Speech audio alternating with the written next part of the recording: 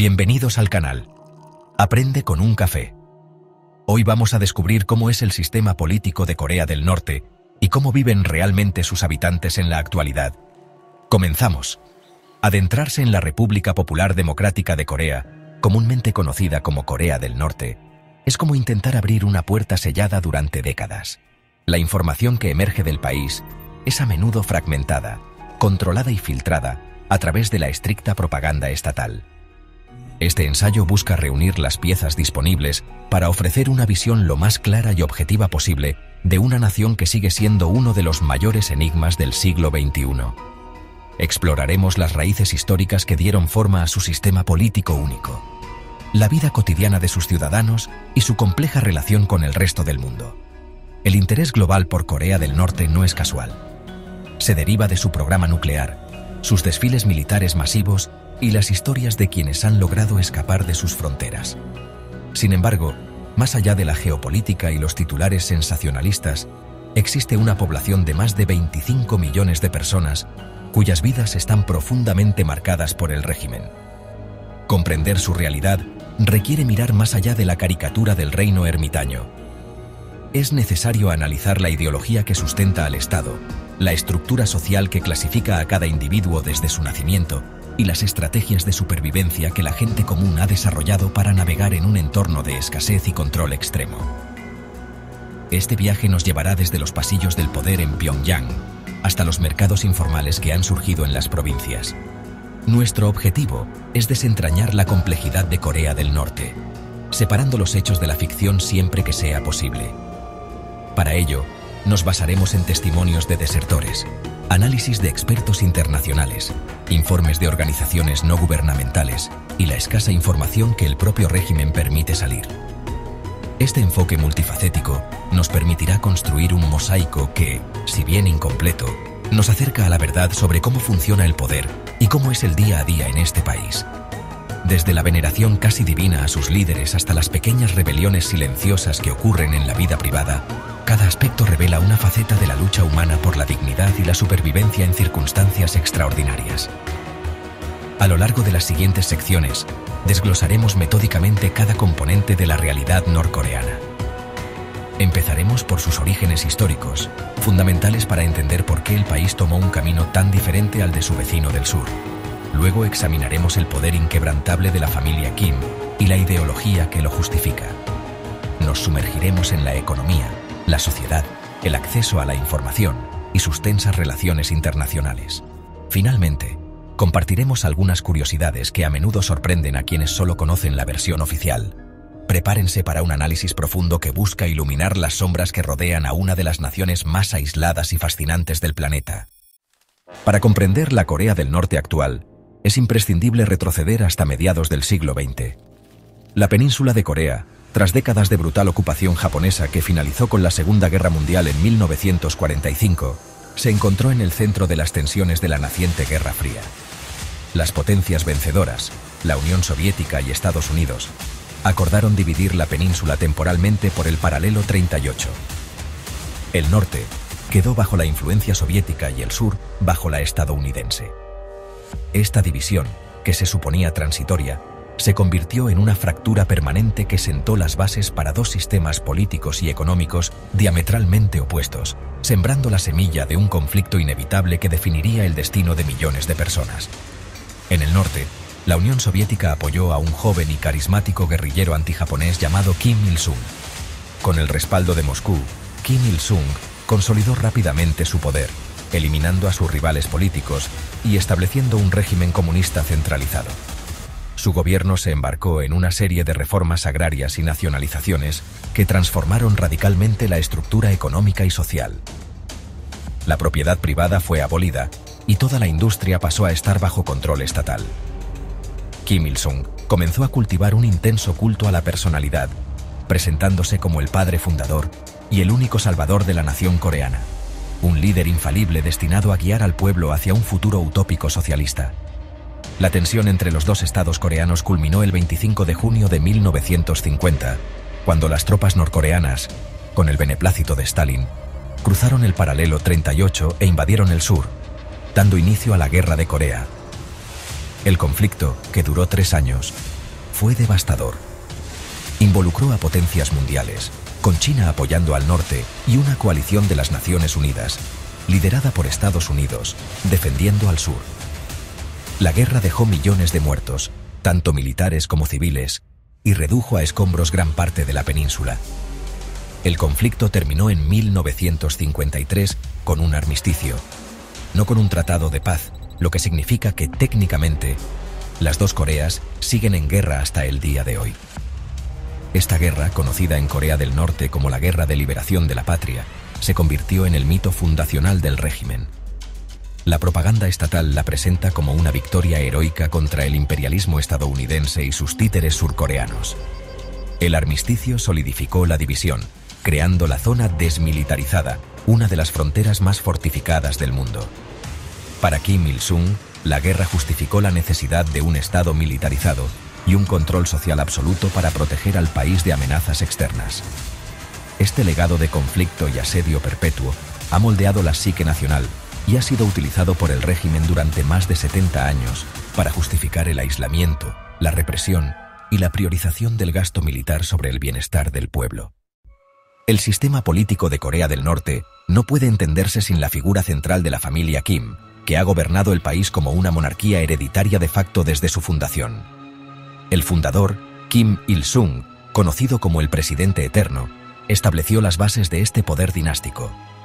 Tras su muerte en 1994, el poder no pasó a un comité del partido ni a otro líder revolucionario, sino a su hijo, Kim Jong-il.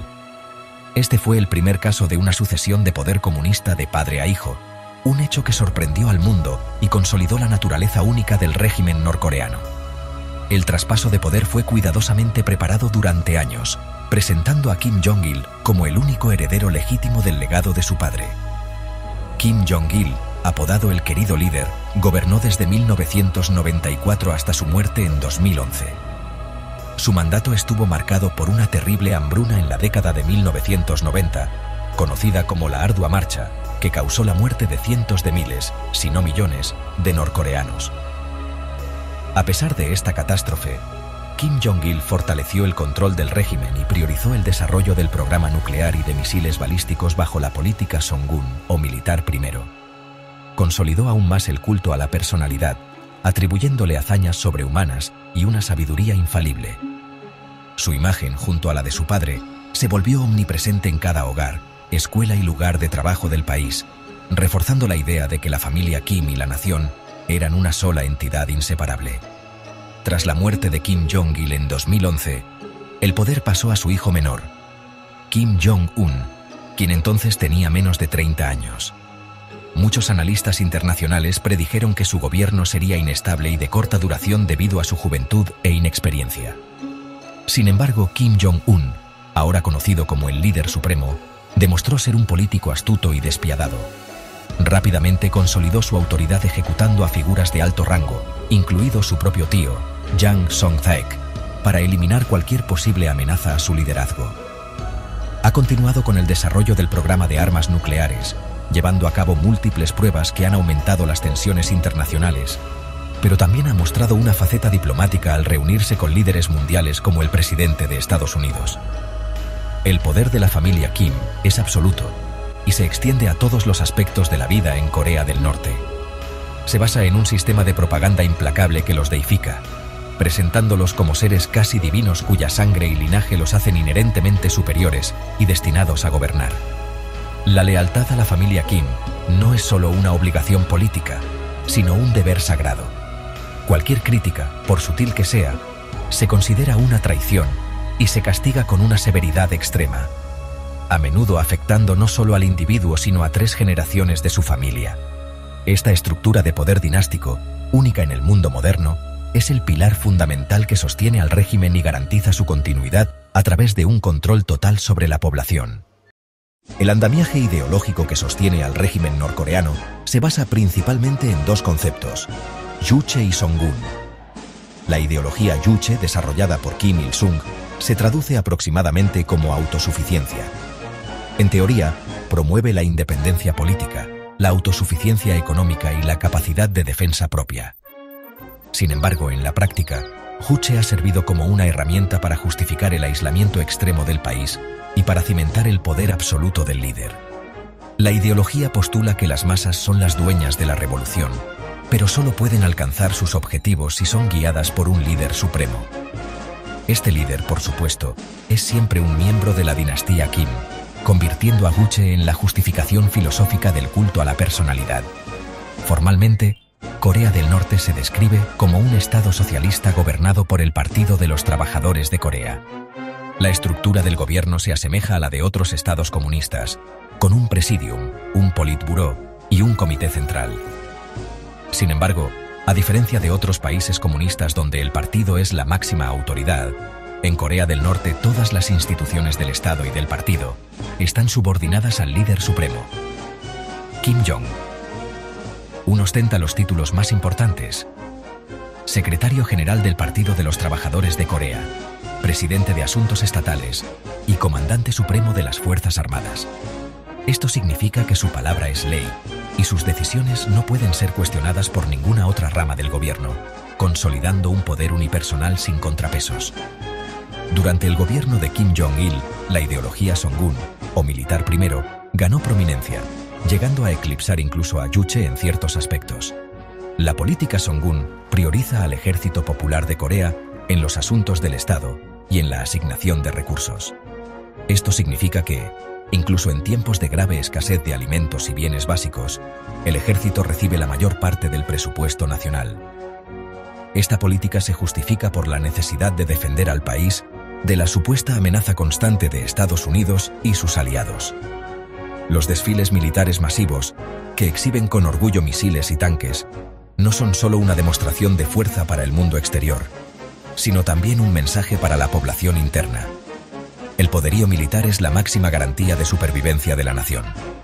En la práctica, estas ideologías se traducen en un control total sobre la sociedad. El Estado penetra en todos los rincones de la vida pública y privada. La propaganda es incesante y se difunde a través de la educación, los medios de comunicación estatales, la música, el arte y las organizaciones de masas a las que todos los ciudadanos deben pertenecer. Desde niños, se enseña a los norcoreanos a venerar a los líderes Kim como figuras paternas y salvadoras. La combinación de Juche y Songun crea un ciclo de aislamiento, militarización y culto al líder que se refuerza a sí mismo, haciendo extremadamente difícil que surja cualquier forma de disidencia organizada y asegurando la perpetuación del régimen a través de las generaciones. La economía de Corea del Norte es una de las más centralizadas y aisladas del mundo. Oficialmente, sigue un modelo socialista de planificación central, donde el Estado controla todos los medios de producción y establece cuotas para fábricas y granjas colectivas. Durante las primeras décadas, con el apoyo económico y técnico de la Unión Soviética y China, este sistema logró cierto grado de industrialización. Sin embargo, con el colapso del bloque soviético a principios de la década de 1990, Corea del Norte perdió a sus principales socios comerciales y benefactores. Esta pérdida, combinada con desastres naturales y una mala gestión sistémica, condujo al colapso de la economía estatal y a la devastadora hambruna conocida como la Ardua Marcha. La hambruna de los 90 cambió fundamentalmente la relación entre el Estado y el pueblo. Ante la incapacidad del sistema de distribución pública para proporcionar alimentos, los ciudadanos se vieron obligados a buscar sus propias formas de supervivencia. Esto dio lugar al surgimiento espontáneo de mercados informales, conocidos como Jangmadang. Inicialmente tolerados a regañadientes y luego parcialmente legalizados, estos mercados se han convertido en una parte esencial de la economía norcoreana. En ellos, la gente vende productos de huertos privados, artesanías, bienes importados de contrabando desde China y, bueno, todo lo que puedan conseguir. Para muchos norcoreanos, el Jangmadang, y no el Estado, es ahora su principal fuente de alimentos e ingresos. A pesar de la creciente importancia de estos mercados, el régimen de Kim Jong-un ha mantenido una relación ambigua con ellos. Por un lado, reconoce que son vitales para evitar un colapso social y económico total, y los utiliza como una fuente de ingresos a través de impuestos y sobornos. Por otro lado, los ve como una amenaza a su control ideológico, ya que fomentan el espíritu emprendedor, la acumulación de riqueza privada y la exposición a información y productos del exterior. Periódicamente, el gobierno intenta reprimir o limitar la actividad de los Jammadang. Pero estas medidas suelen ser contraproducentes y se relajan cuando la situación económica empeora, creando un ciclo constante de represión y tolerancia. Hoy en día, la economía norcoreana es un sistema híbrido y disfuncional. Una economía oficial, planificada y centrada en la industria pesada y el sector militar, coexiste con una economía de mercado, informal y en gran medida invisible, que es la que sostiene la vida de la mayoría de la población. Las sanciones internacionales, impuestas en respuesta a su programa nuclear, han estrangulado aún más la economía oficial, limitando severamente sus exportaciones de carbón, textiles y mariscos, y restringiendo su acceso a divisas. Como resultado, el nivel de vida de la mayoría de los norcoreanos sigue siendo extremadamente bajo, con una escasez crónica de alimentos, medicinas y electricidad, especialmente fuera de la privilegiada capital, Pyongyang. La sociedad norcoreana está rígidamente estratificada por un sistema de clasificación social conocido como Songbun. Este sistema, establecido por Kim Il-sung en la década de 1950, clasifica a cada ciudadano y a su familia en una de tres castas principales: la clase central o leal, la clase vacilante y la clase hostil. La clasificación se basa en los antecedentes políticos, sociales y de lealtad de los antepasados de una persona durante la época de la ocupación japonesa y la Guerra de Corea. El songbun de una persona es hereditario y determina prácticamente todos los aspectos de su vida, como el acceso a la educación, el tipo de trabajo que puede obtener, el lugar donde se le permite vivir e incluso la cantidad de raciones de alimentos que recibe. La clase central está formada por los descendientes de aquellos que lucharon junto a Kim Il-sung, los revolucionarios y los burócratas del partido. Este grupo de élite goza de los mayores privilegios. Viven predominantemente en la capital, Pyongyang, donde tienen acceso a mejores viviendas, alimentos, electricidad y bienes de consumo. Sus hijos asisten a las mejores universidades y tienen garantizados los puestos más altos en el partido, el gobierno y el ejército. Para ellos, la vida en Corea del Norte puede ser relativamente cómoda, siempre y cuando mantengan una lealtad inquebrantable al régimen. Cualquier desliz puede provocar una degradación inmediata de su estatus y la pérdida de todos sus privilegios.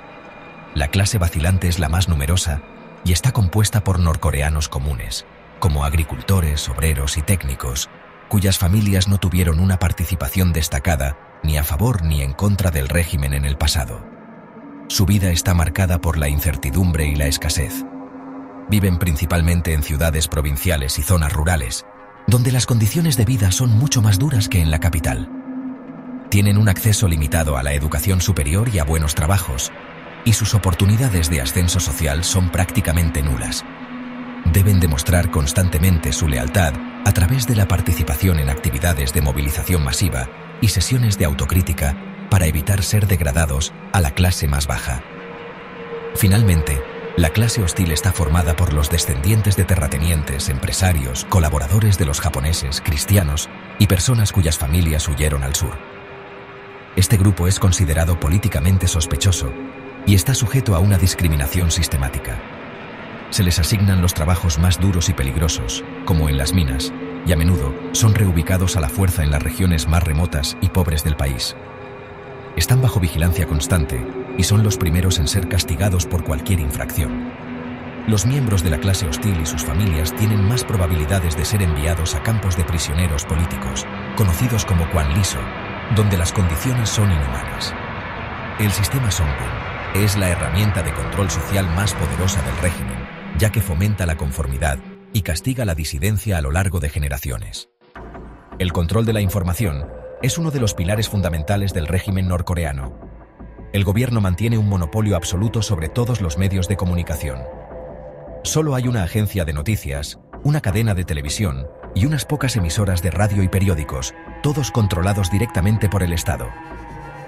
El contenido de estos medios se centra casi exclusivamente en la propaganda, glorificar los logros de los líderes Kim, exaltar la fuerza del ejército y denunciar a los enemigos externos, principalmente a Estados Unidos, Corea del Sur y Japón.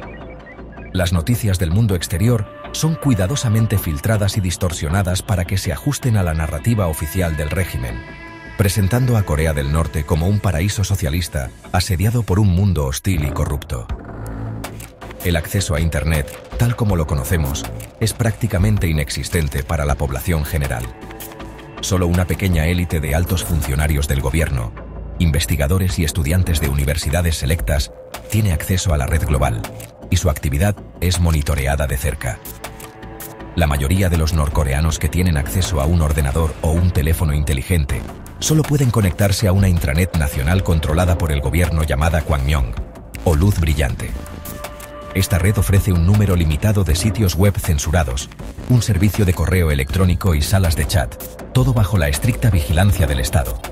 Poseer radios que puedan sintonizar emisoras extranjeras o consumir medios de comunicación no autorizados, como películas o series surcoreanas, es un delito grave que puede ser castigado con años en un campo de trabajo. Las libertades personales y los derechos humanos básicos están severamente restringidos. No existe la libertad de expresión, de prensa, de reunión ni de religión. Cualquier forma de crítica al gobierno o a sus líderes se considera traición y se castiga con dureza. El régimen utiliza una extensa red de vigilancia que incluye a la policía secreta, el Ministerio de Seguridad Estatal y a los Inminban, o unidades de vigilancia vecinal, que monitorean las actividades de cada familia. Los ciudadanos están obligados a participar en sesiones regulares de crítica y autocrítica, donde deben confesar sus faltas ideológicas y denunciarlas de sus compañeros, creando un clima de miedo y desconfianza mutua. La libertad de movimiento también está extremadamente limitada. Los ciudadanos necesitan permisos oficiales para viajar fuera de su pueblo o ciudad, e incluso dentro de la capital. Viajar al extranjero es un privilegio reservado casi exclusivamente para diplomáticos, atletas y trabajadores enviados a ganar divisas para el Estado.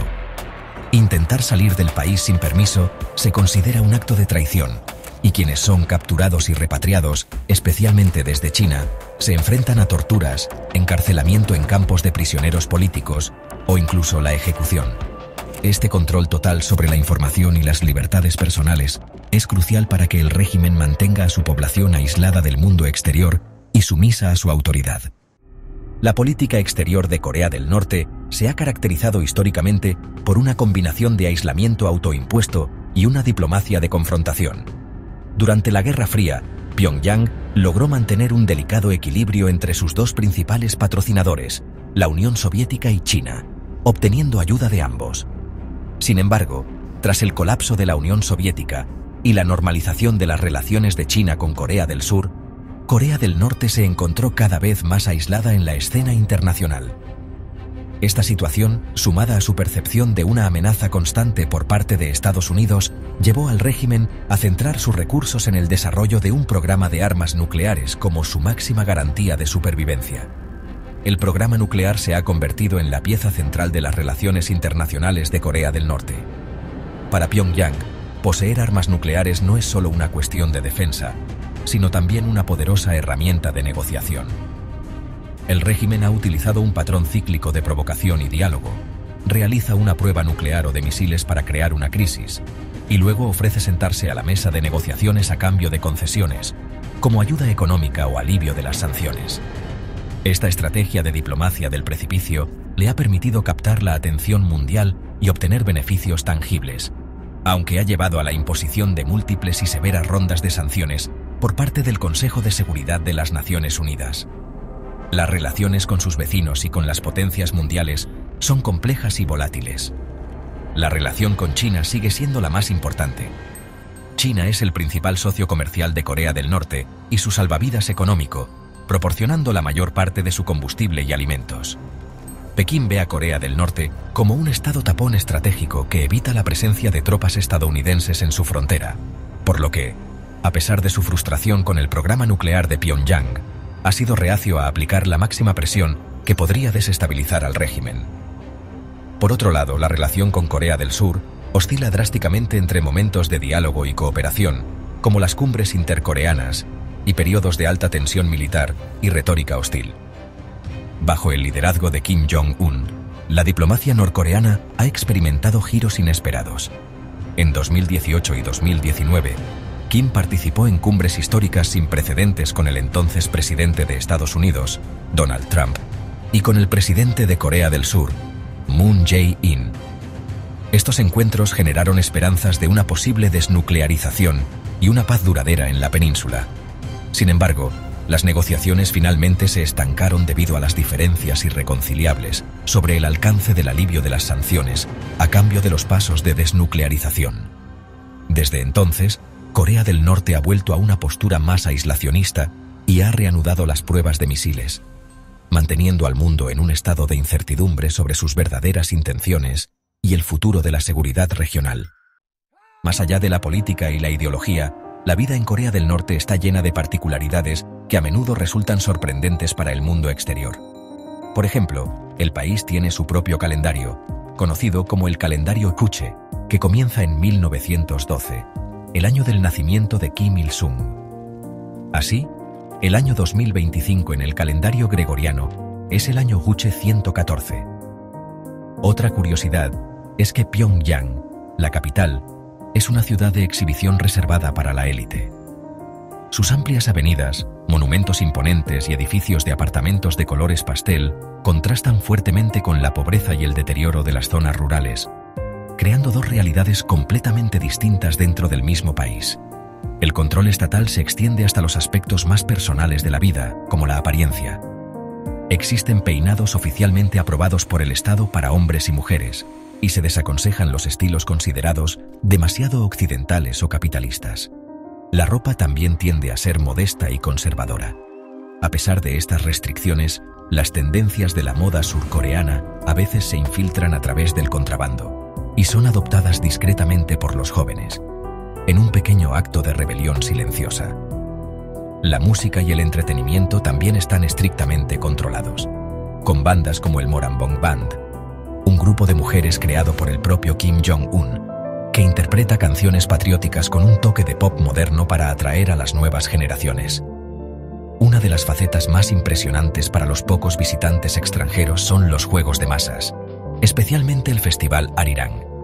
Este espectáculo, que involucra a más de 100.000 participantes, combina gimnasia, danza y acrobacias en una exhibición de sincronización perfecta. El fondo del estadio está formado por miles de niños que sostienen libros de colores y los giran para crear mosaicos gigantescos y cambiantes que narran la historia del país y del partido. Si bien es una proeza artística y de coordinación asombrosa, también es un poderoso recordatorio de la primacía del colectivo sobre el individuo, un valor central de la ideología norcoreana que se inculca desde la infancia. Finalmente, a pesar del aislamiento, la vida cotidiana no se detiene. La gente se enamora, se casa, cría a sus hijos y encuentra pequeñas alegrías. Los picnics en los parques los domingos son una actividad popular en Pyongyang, y la gente ha desarrollado una notable capacidad de resiliencia e ingenio para sobrevivir. El surgimiento de los mercados Yangmadang no solo ha cambiado la economía, sino que también ha creado nuevos espacios sociales donde la gente interactúa más libremente. Estas pequeñas grietas en el sistema monolítico revelan la persistencia del espíritu humano y la capacidad de adaptación de las personas para crear un sentido de normalidad incluso en las circunstancias más extraordinarias. Espero que hayas disfrutado este viaje informativo por uno de los países más cerrados del mundo. Si te gustó este vídeo, no olvides darle like, suscribirte al canal y activar la campanita de notificaciones para no perderte ningún episodio de Aprende con un Café. Hasta pronto.